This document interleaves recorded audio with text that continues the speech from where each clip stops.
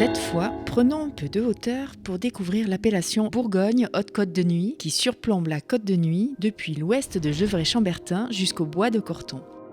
Notre parcours commence à Reuil-Vergy, village historique des seigneurs de Vergy, à une vingtaine de kilomètres de Dijon et Bonne.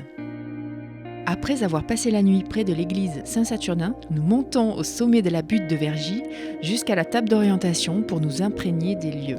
Cet éperon rocheux offre l'un des plus beaux panoramas de Bourgogne. Nous, c'est Marie et Alain de la chaîne YouTube Destination Camping Car.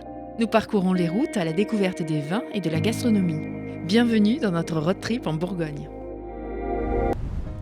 Après avoir pris le temps de goûter au charme du site puis de flâner au cœur des vestiges de l'abbaye de Saint-Vivant, nous reprenons la route en direction de Villars-Fontaine pour rencontrer Mathieu au domaine de Montmain pour mieux comprendre ce territoire. On est juste à côté de Nuits-Saint-Georges et de Vonne-Romanée. Donc on est dans la partie un peu plus vallonnée de la Bourgogne, qu'on appelait à l'époque l'arrière-côte.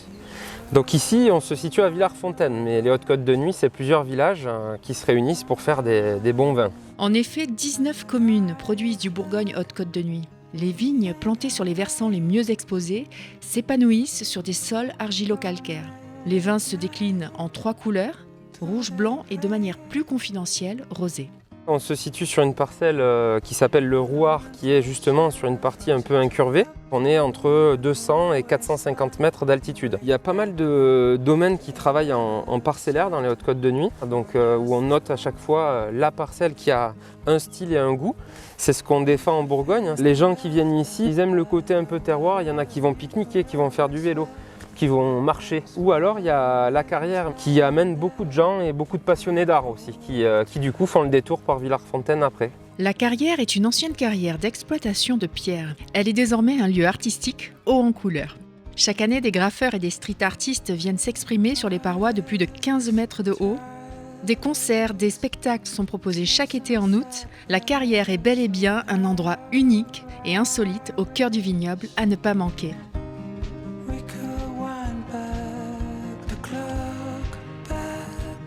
À Villars-Fontaine, Madeleine du domaine Bazin nous rejoint pour évoquer l'histoire du vignoble. Au XIXe siècle, le vignoble connaît un cycle d'expansion jusqu'au phylloxéra.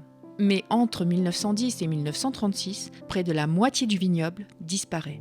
Madeleine nous raconte la suite de l'histoire de l'appellation. Après le phylloxéra, il y a eu un fort abandon du vignoble dans ce qu'on appelait avant l'arrière-côte. Et en 1961 a été créée l'appellation Bourgogne-Haute-Côte de Nuits et Bourgogne-Haute-Côte de Beaune pour vraiment revaloriser tout le vignoble de cette arrière-côte. D'accord, donc il y a eu des grandes variations depuis la création de cette appellation ? Oui, le gros changement, ça a été de planter en vignes hautes et larges pour contrer en fait, le phénomène de gel qui était très récurrent en fait, dans les Hautes-Côtes. Du coup, en permettant de lever un petit peu plus le pied, il y avait moins de risque de geler. Et ça a permis de développer beaucoup plus le travail mécanique de la vigne. Les Hautes-Côtes de Nuits, c'est un vignoble qui est très varié et il n'y a pas que la vigne, il y a aussi beaucoup de forêts et également de polyculture. On faisait à l'époque beaucoup de fruits rouges et c'est toujours le cas. Par exemple sur Conqueur et Corboin, donc le village qui est juste à côté, où on cultive beaucoup de cassis et de framboises.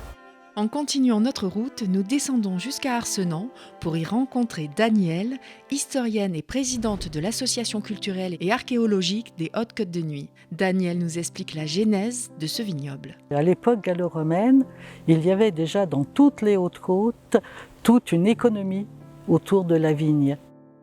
En 1108, l'année est bien précise, le grand prieur de Saint-Vivant a demandé à la famille de Vergy, qui avait une maison de chasse au-dessus, s'il pouvait disposer de toutes les vignes qui étaient justement bien exposées au midi et devenir seigneur d'Arcenant. Et le village d'Arcenant donc n'a pas connu d'autres seigneurs que des religieux, que les prieurs de Saint-Vivant. Ce sont d'ailleurs les moines de Saint-Vivant qui ont construit un système unique au monde de puits à terre sur les parcelles de vignes. Daniel nous explique son fonctionnement. On est sur un coteau qui est en pente. Et pour éviter que la terre des hauteurs se retrouve tout en bas, il a été aménagé toute une série de cavités ressemblant vraiment à des puits de 1 à 4 mètres de diamètre, de 3 à 4 mètres de profondeur, reliés entre eux par des fossés. C'est bien que quand il pleuvait, qu'il faisait un orage, les puits les plus grands qui étaient en haut récupéraient la terre qui glissait du haut. Ah, Quand ils étaient pleins, l'eau descendait à un puits qui était plus bas, qui récupérait à son tour la terre. Et ainsi de suite, jusqu'au niveau pratiquement où nous sommes. Et l'hiver, avec des hottes et puis des charpeignes, hein, des paquets, ils récupéraient la terre, ils la remettaient dans la parcelle à côté. Nous poursuivons notre balade. Nous sommes à présent au sud de l'appellation, à Marais-les-Fussés. Nous rencontrons Nicolas du domaine Thévenot. Il nous explique ce que représentent les Bourgognes Haute-Côte de Nuits.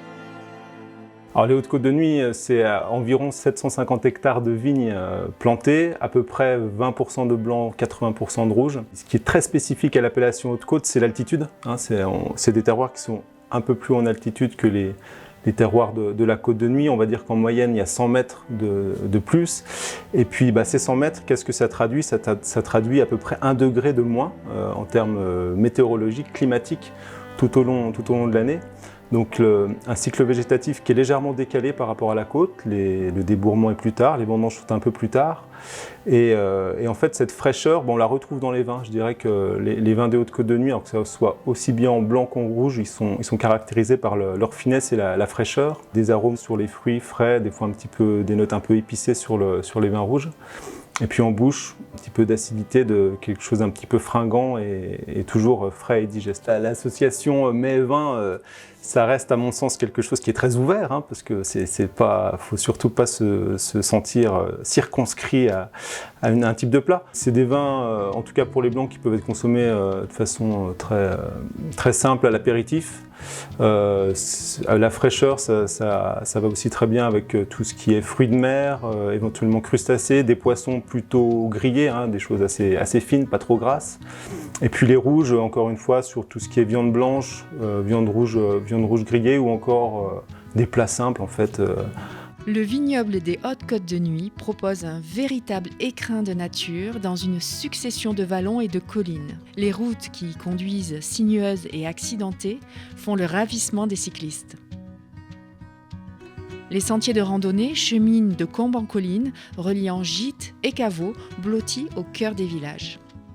N'hésitez pas à sortir des sentiers battus et à prendre de la hauteur pour découvrir la richesse de ce vignoble et de ses vins, les Bourgognes Haute-Côte de Nuits, vins de caractère à la personnalité unique.